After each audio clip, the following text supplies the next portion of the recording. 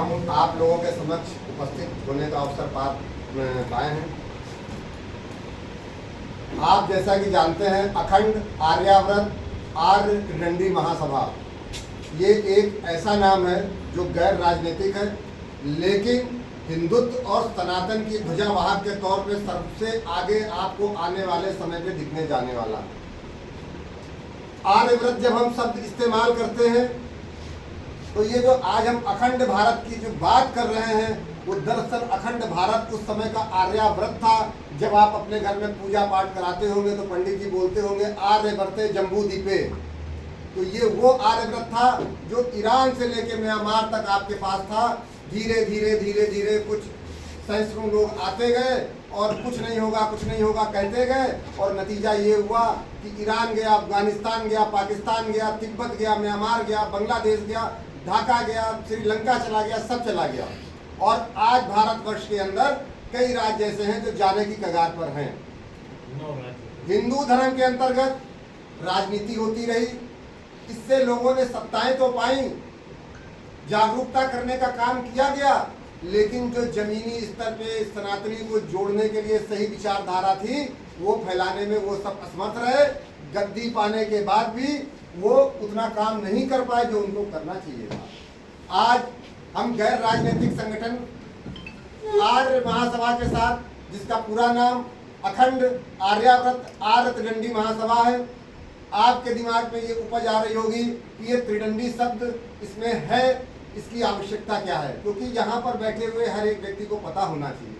आज आप टीवी पर देखते हैं बागेश्वर बाबा भी वही नारा लगा रहे हैं, हम सब वही नारा लगा रहे हैं, और वो नारा है जात पात की करो विदाई, हिंदू हिंदू भाई भाई। ये नारा आपके संरक्षक स्वामी श्री ब्रह्मलीन त्रिदंडी जी महाराज के द्वारा दिया गया था, जिन्होंने हिंदुत्व को जोड़ने के इस नारे ने जिस प्रकार से पूरे भारत में एकजुटता और एक जागरूकता फैलाई है, उससे हमें लगता है कि ऐसे महान परम महंत का नाम हर तरफ होना चाहिए और हमारे साथ जुड़ना चाहिए, क्योंकि ये हमारे अध्यक्ष रहे, इनके नेतृत्व में हम लोगों ने अपने काम को आगे बढ़ाने का काम किया है। इसलिए त्रिदंडी शब्द जब तक ये संस्था है हमारे साथ रहना चाहिए। हमें ये एहसास होना चाहिए कि जो जात पात की करो विदाई, हिंदू हिंदू भाई भाई का नारा के साथ संपूर्ण समाज को, सनातनी समाज को जो जोड़ने का कार्य है, इसमें गति प्राप्त हुई है। तो ऐसे महान संत को हम हमेशा याद रखेंगे और अपने साथ लेके चलेंगे।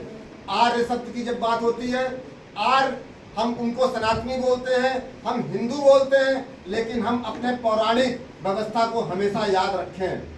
पौराणिक व्यवस्था जब हम आर्य से निकले थे, आर्य लाखों वर्ष पुरानी हमारी सभ्यता थी, वहां से होते होते हम भारतवासी, सनातनी सब कुछ है, लेकिन आर्य जो शब्द था वो हिंदू का पहला शब्द था, जो हम लोग मूल निवासी के तौर पर उसको स्वीकार करते हैं। आज जो व्यवस्थाएं बनी है, झांगुर जैसे झींगुर आप देख रहे होंगे, जो पढ़े लिखे तक नहीं है लेकिन उनका नेटवर्क जैसे काम कर रहा है, वो कहीं मीडिया में नहीं दिखता, कहीं व्यवस्था में नहीं दिखता, लेकिन जमीनी स्तर पे उनका हर कार्यकर्ता लग करके पूरे देश को, पूरे समाज को खोखला करने का काम करता है। आज हम लोगों ने जब ये बैठकर प्लान किया, मंथन किया, आज जो ये मीटिंग हुई है, पिछले 1-2 महीने की अनवरत मीटिंग के बाद ये तय हो पाया है कि हमें क्या करना चाहिए। तो आज आपके सामने ये है कि हमारे लिए प्रत्येक सनातनी, प्रत्येक हिंदू हमारी व्यवस्था का हिस्सा है। अगर उसके अंदर हिंदुत्व की भावना है, हिंदू राष्ट्र की भावना है, तो हम उसको जोड़ेंगे, हम अपने संगठन को मजबूत करेंगे, लेकिन साथ साथ हमारा संगठन तब मजबूत होगा जब हमारा एक भी सनातनी भाई कमजोर हुआ तो नहीं मजबूत होगा। हम हर एक सनातनी व्यवस्था को मजबूत करते हुए आगे बढ़ेंगे।